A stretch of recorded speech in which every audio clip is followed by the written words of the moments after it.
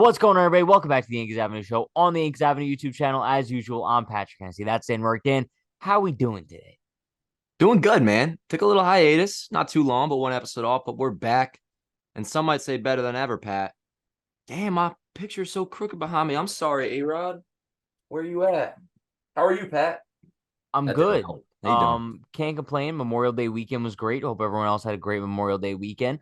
The Yankees are playing well, even though, like there's these weird losses mixed in. It makes you like question life. But at the end of the day, bro, they're rolling. Vibes are high. We have a lot to talk about from today's episode. Nothing really too hard hitting, but we got some good topics. Before we get into that though, everyone be sure to check out our sponsor, FOCO. It's where my hoodie's from. It's where Dan's shirt is from. We'll show you guys some other products later, but discount code Yankees Avenue at checkout, save 15% off your order. Do it or you're a dweeb. Does that mean Scooter, your what? What was that? or a dweeb? Oh, okay. Yeah, that's fine. Yeah, that's cool. All right. Topic number one, Dan. It's June 1st, which feels kind of weird saying that it's June. Like, I don't know where time goes. I guess time flies when you're having fun. But now that it's June, the Yankees are 10 games over 500, 6 games back of the Rays for first place. Could have been, what, five if they didn't lose last night. But after these, first 2 months of the season, what letter grade would you give the New York Yankees? All right. So kind of similar to how we've talked in the past with how things change so quickly, because 3 weeks ago, I'm probably giving them, I don't know, C minus at best. I think I'll go a nice solid B now because, yeah, 2 months in 34 and 24, which is a nice record, especially considering they finished April just one game over 500. Now, in hindsight, 34 and 24, considering all the shit that they've been through, and, we'll talk about it a little later, but something's not happening the way we liked it to. I mean, Oswaldo Cabrera looked great in spring training and he shits the bed. All the injuries happen. Aaron Judge goes on the IL, pitching, all this issues. 34 and 24, I still consider that a W. So I'll give him a solid and respectable B. And like in a nice way too. Like I'm pleased with that B. I think that's fair. Considering like all the obstacles that they've overcome just to get to this point, and the fact that they are 10 games above 500, given all the circumstances, I'm gonna go B minus though. I'm gonna go like one little rank down on the totem pole, Go just because figure. like it hasn't been like I consider B like good, right? And I don't think it's been a good season so far. It's been like slightly below good. Like I think like a couple more wins thrown in there, and then yeah, it's good. But yeah, I feel like right now it's just if also we were looking at a Yankees team that was going to be fully healthy very soon, then I would have been like, all right, cool. But right now it's like, sure, we have a few guys coming back, which we'll discuss in the next topic. But it's like, yo, now Rizzo, who knows what's going on with him? He was supposed to be available. He was apparently only available in an emergency situation. Dude, I'm gonna be honest. I feel like it's only a matter of time until we find out IL stint. And then Bader, dude, he might be back by September if we're lucky. So it just feels like for every two steps forward the Yankees take, it feels like one step is always taken back, you know? Sure. But the way I was looking at it is more so like what they can control and dealing. Like if you factor in like their ability to keep their players on the field, then they get a fucking F. But in terms Sure. of the players they have played with, like, I Yeah, mean, but just that shout all out gets to taken into account, no? hmm? That all gets taken into account. I wasn't really factoring it in. I was more so talking about like the circumstances they dealt with, but I understand where you're coming from. With that, I also want to shout out. I mean, Jake Bowers has been good. Willie Calhoun has been good, at least offensively for Bowers. So shout out to some of those guys for IKF. IKF as well. How could I forget him? Dude, for real, shout out IKF. I mean, I posted the stats yesterday going into last night. His last 12 games batting 380, slugging 765, Yeah, three that's homers in his last 11 games, which already matches his season total from last year. Yeah, I would just say once again, with the circumstances, I can't give him anything less than a B. I really can't, especially the fact they're in a position. And shit, I want to get your opinion on this. Where are you sitting right now on like where you think they'll finish division wise? Because I think we're in a position 6 games back where we are sitting okay. And with the Rays not looking bad, but they have had a worse month. They had a worse month of May than they did in April. We're in a race. And I think we're set up for a summer of chasing down the Rays. And I'll give a little prediction right now before you give yours if you are going to give one. I think the Yankees are in first place by the end of the month. I think that's a really hot take. I definitely think the Yankees will be in first place by September 1st, but I think that the trade deadline is going to have a lot to do with it, right? Because I think the team is currently constructed. I'm not sure if they will overtake the Rays, especially with injuries. And bro, who even knows if Carlos Rodon exists? Like, have we gotten any He's information throwing a about him? bullpen in LA though, which Okay, it's slowly but surely Rodon's progress is getting there. Just they're we'll really going to still take say their after time with the him. All-Star It's break though. 1000%. I was going to say the same thing. Yep. Yeah. So I mean, and that's with no other setbacks, which I mean, cross your fingers. But I don't know. It's like I'm just looking at the Yankees right now, and I still feel like they need a couple more moves to kind of just like give them that push to like push them over the Tampa Bay Rays because I mean, we saw them play them, and it feels like we're kind of just like on the same level, maybe a little bit better, maybe a little bit worse. But there's nothing about the New York Yankees right now that like really spike me as yo, this team is going to overtake the Rays. It's only a matter of time. I want like a 2015 vibe. Do you remember like the Yankees were in first place just about all season? Then the Blue Jays make some deadline moves. And then, bro, like they were on the hunt the second half of the season. And it didn't even feel like the Yankees were in first place when they had a 3-game lead. Yeah, I That's how I remember that. want the second half of the 2023 season to go, where it's like the Yankees are hunting down the Rays and they know that there's nothing they could do about it because the Yankees are just that stacked. Yeah, I understand the vibe. I would say though that was a total like overhaul trade.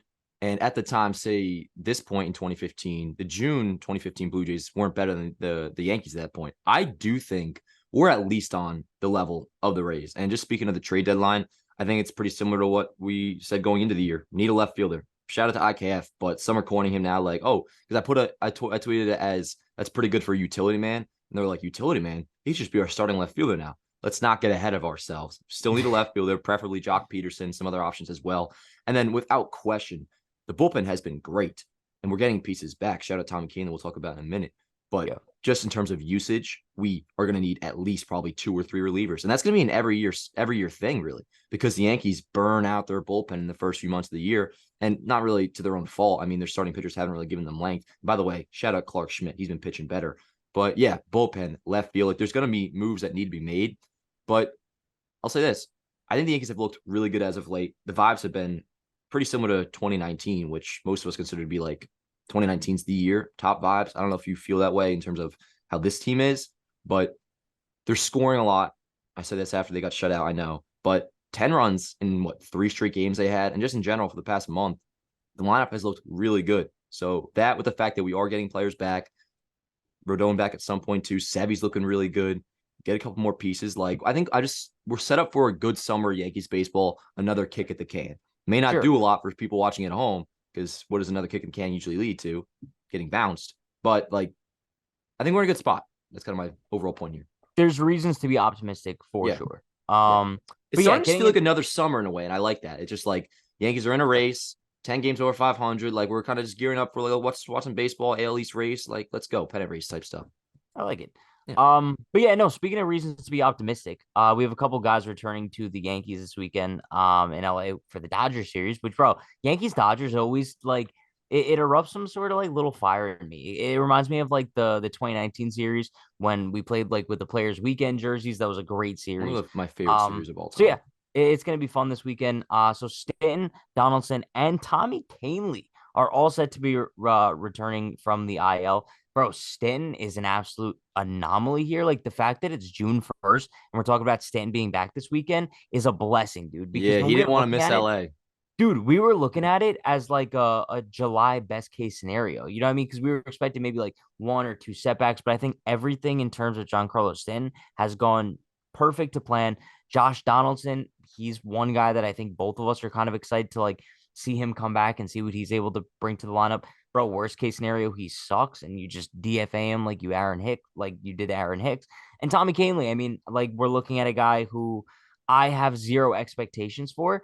I think whatever he could provide the Yankees out of the bullpen will be solid. And I think we will take that because the bullpen isn't in a horrible spot right now, especially with Clay Holmes bouncing back, Wandy Peralta pitching well.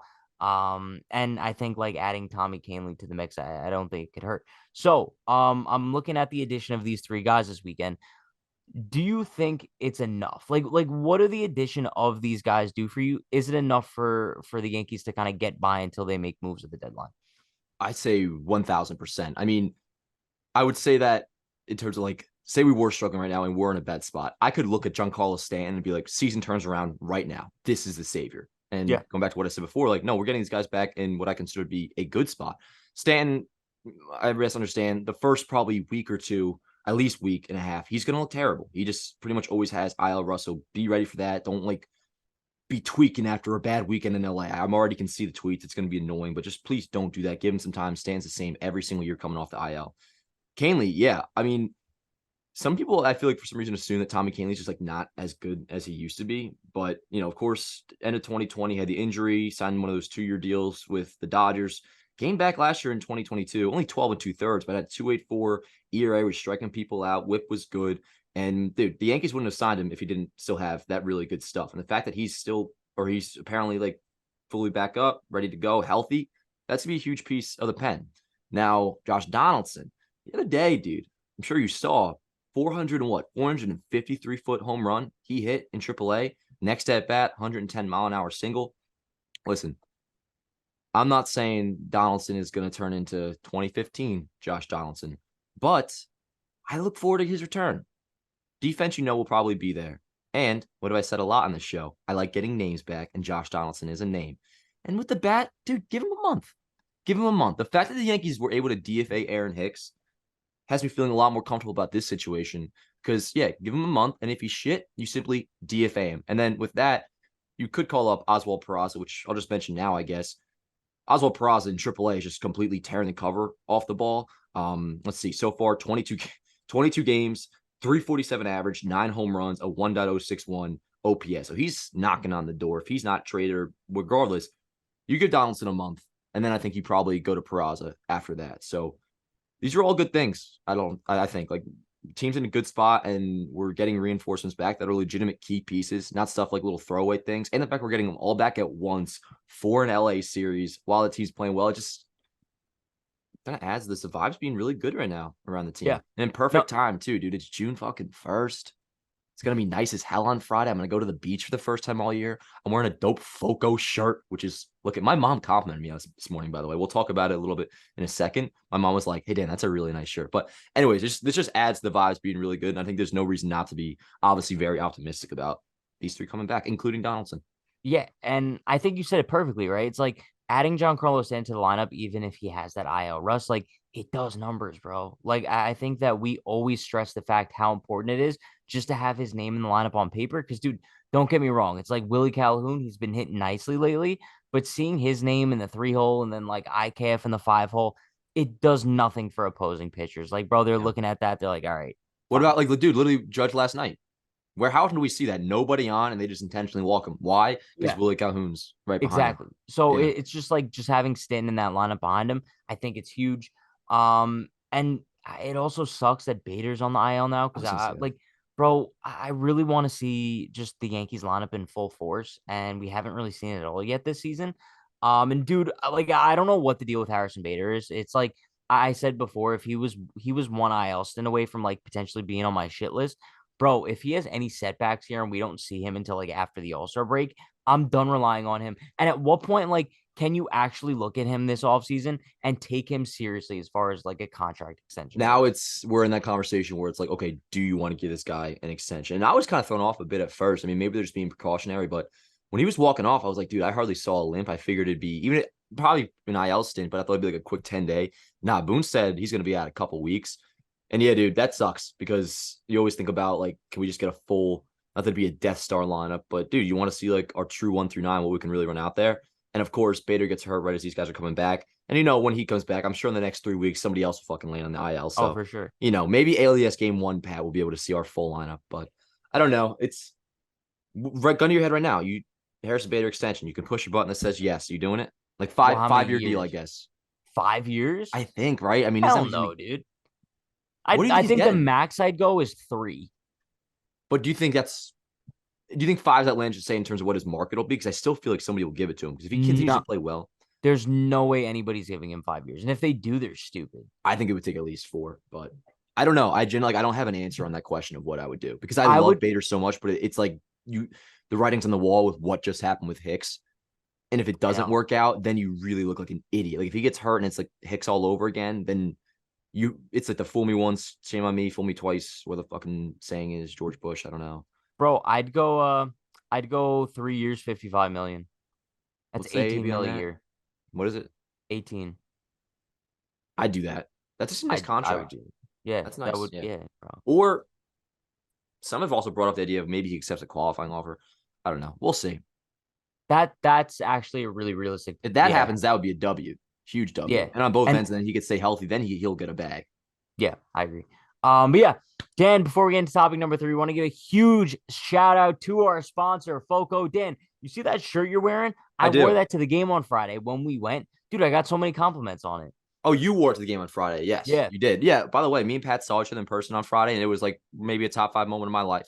it was great. It was a It good was great. time. Dude, it was like a movie scene. Like, let's just break it down real quick. I was sitting in the bleachers, and you're like, oh, what section are you in? I told you. And then you were at the top of the section. And then I was looking, and then I was like, Dan, you're like Pat. And then I Yeah. ran. It was great. All my Great. boys getting all hype and shit. It was sick. But yo, this shirt, the first thing I took a shower this morning. First thing I did was I saw this shirt hanging up. My dad washed it, ironed it all nice. I think he ironed it, might as well because it's looking smooth. I grabbed that shit, bro. I put it on. I feel like $1,000,000 right now. I really do. It's comfortable. It looks sick. Pat, you may have some stuff in the background. I'm not sure. Stuff you want to show. But guys, Foco has everything you could possibly need. What am I saying? Vibes are good. What does that mean? You want to get set up for the good vibes. I bet Go you get don't have yourself something. these. Wait, hold up. Pause. What the fuck? What are Yeah. those? Are those moccasins? They're like slippers, but like you could like wear look at the bottoms. You could like wear them in real life. Yeah, no, they're great. Why don't I have a pair? I don't know. If you guys want a pair or you want a shirt like this, you can use code Yankees Avenue for 15% off. And they got a bunch more as well. What do I always say? What do I always say, Pat? What do I always say? Anything with the Yankee logo, they have it. I say they probably because I don't want to guarantee anything, but Oh, most okay. likely, yes. So shout out Foco, Yankees Avenue, 15% off. Do it. But yo, topic number 3. Dan, let's talk about Oswaldo Cabrera a little bit. The Yankees sent him down as one of the corresponding roster moves. And I would say 2023 has been a very, very disappointing season to say the least for Hot Oswaldo. take, dude.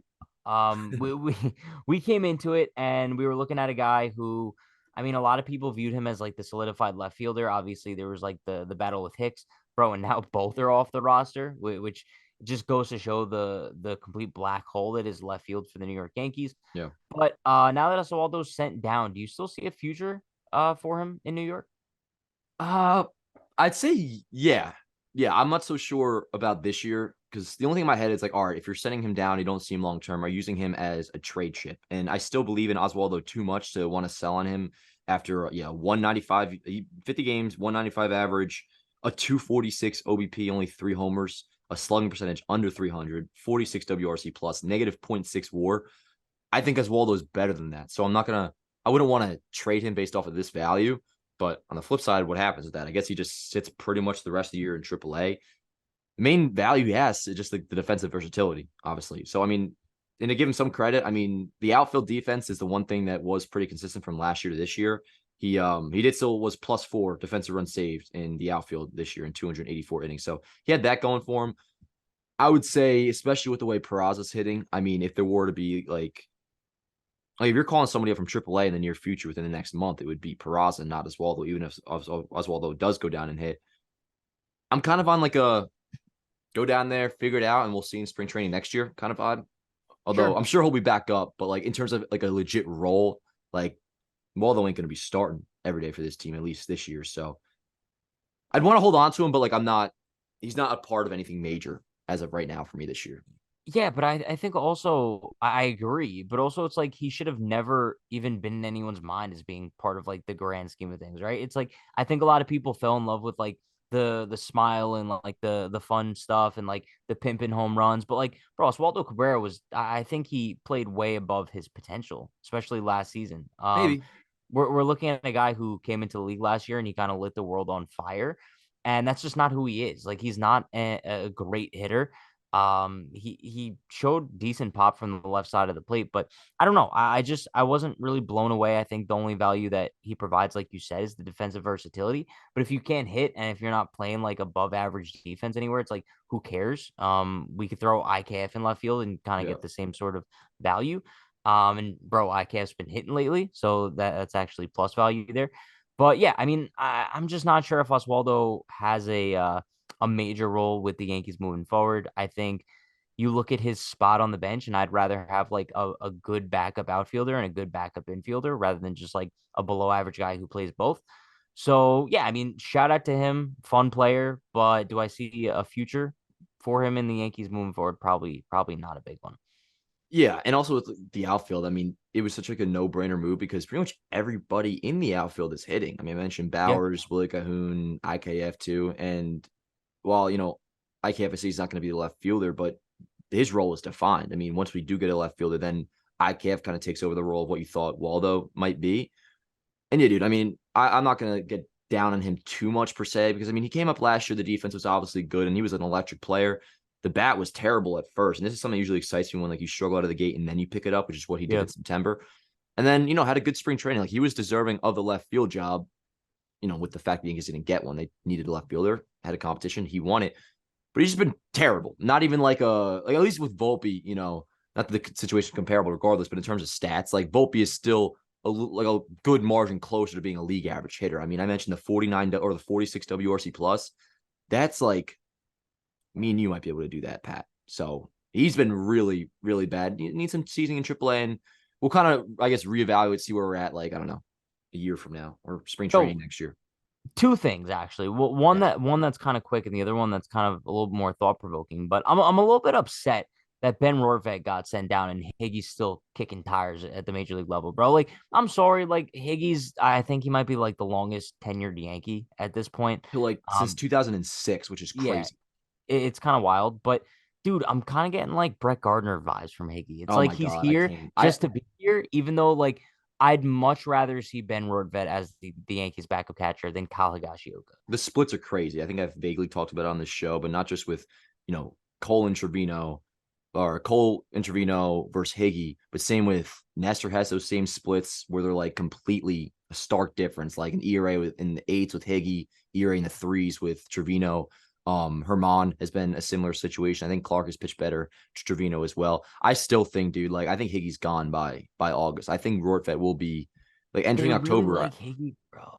But like, why wouldn't you like Rortvedt? I mean, and also like, what does Higgy really give you? I mean, They didn't I even let I Rortvedt like play when he Higgy's. was up. I like Higgy's.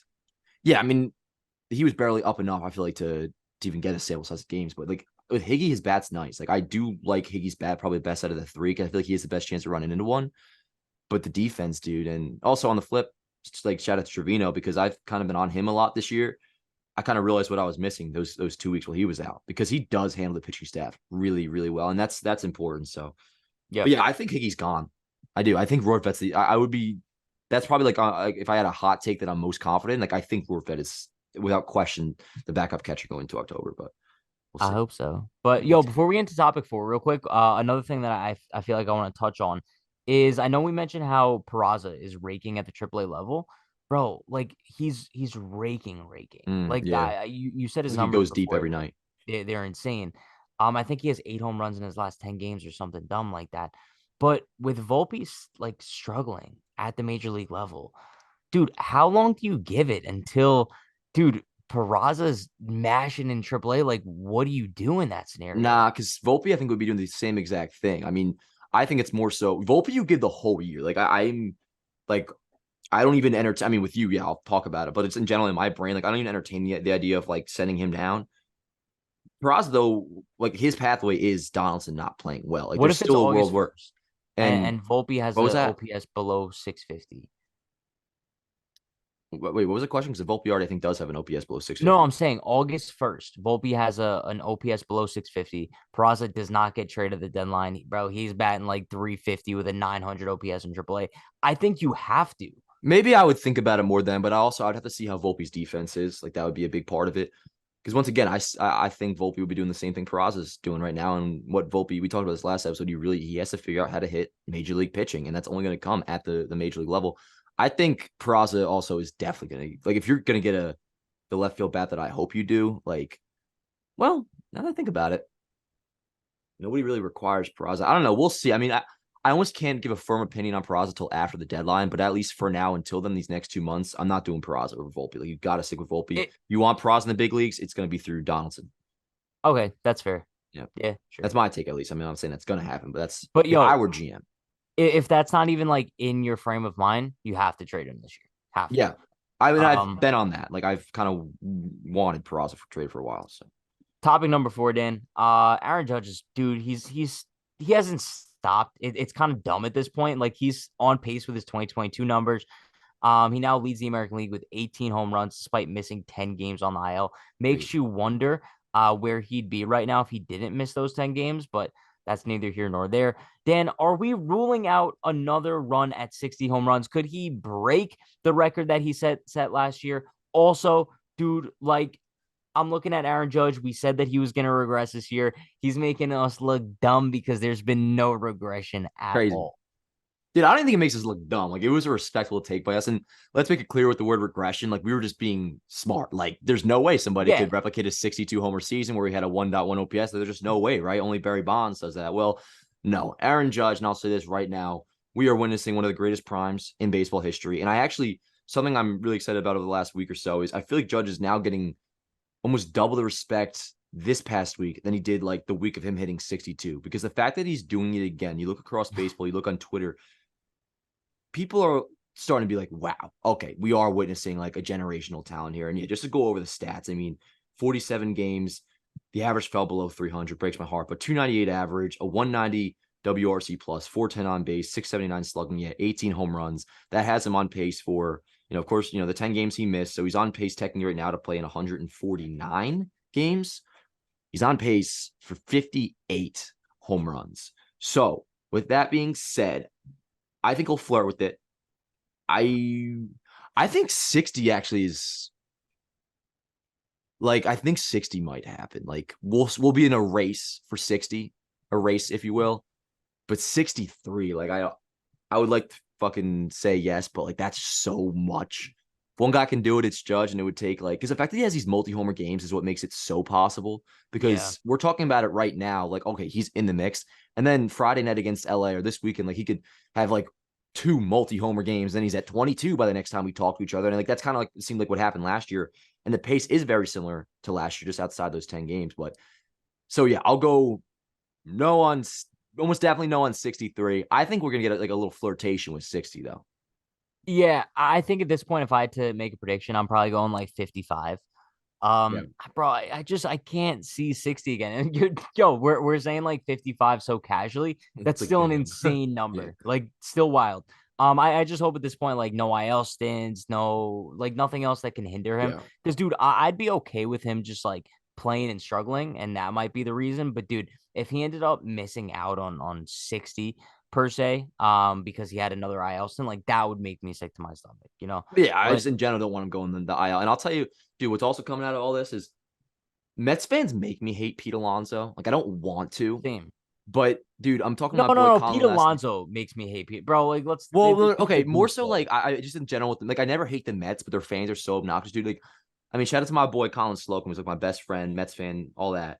But dude, the conversations of the last few days of Alonso's going to hit 60, he's going to hit 60, he's on pace for 60.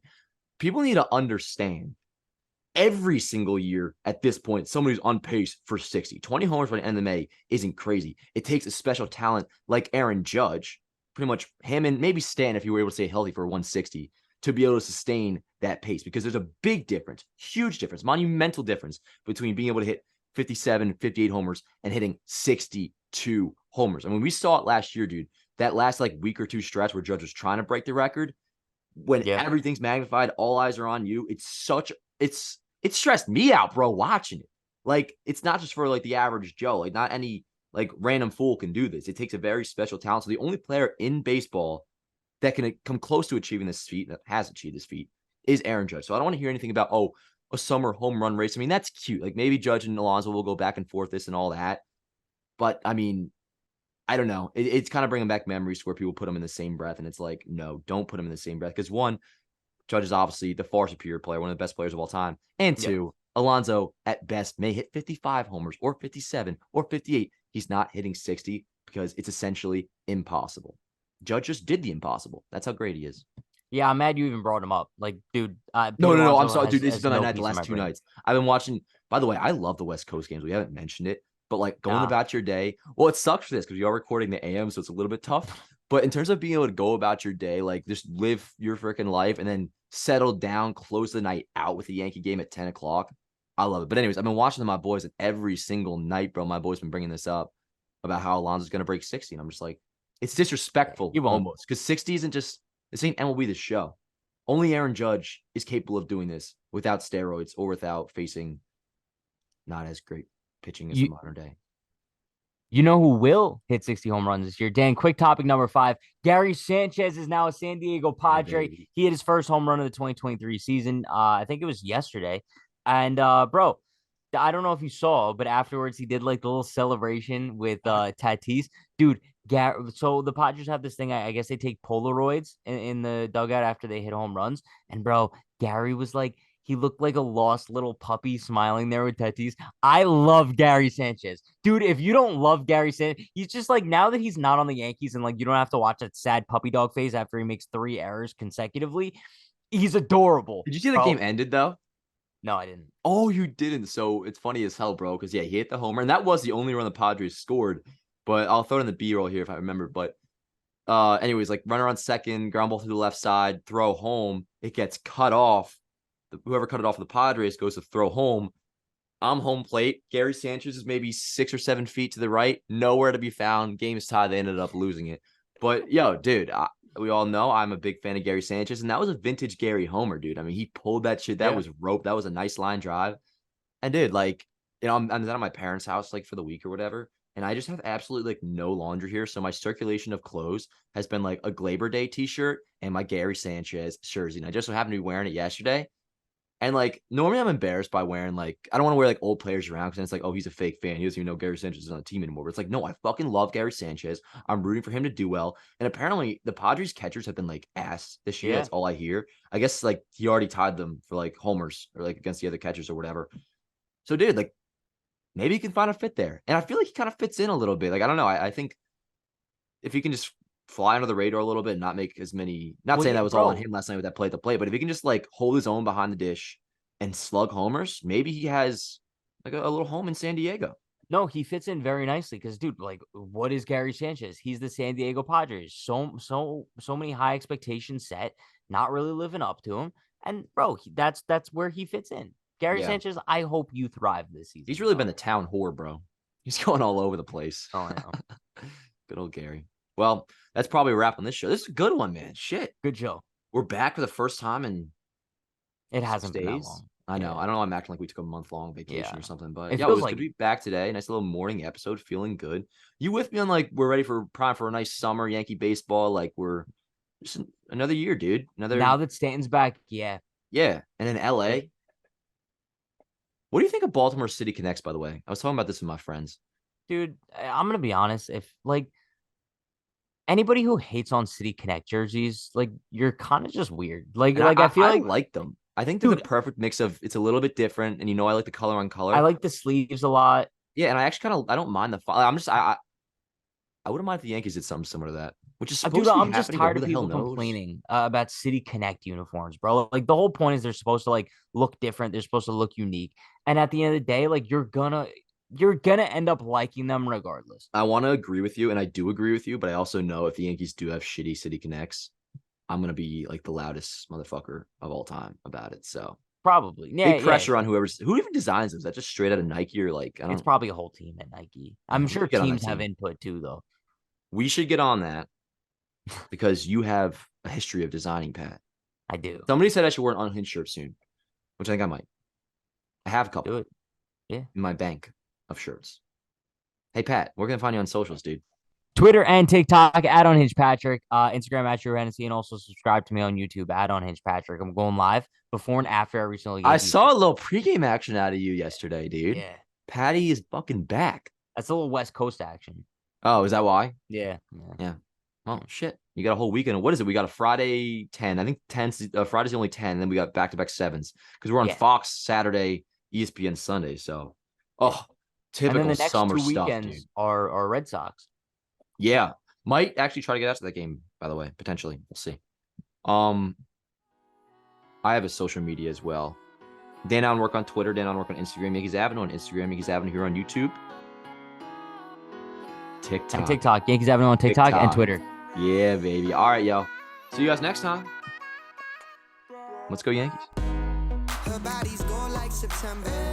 She burns through the night like an ember. And all those things we try forgetting, I remember. But we say we all fine, we all fine.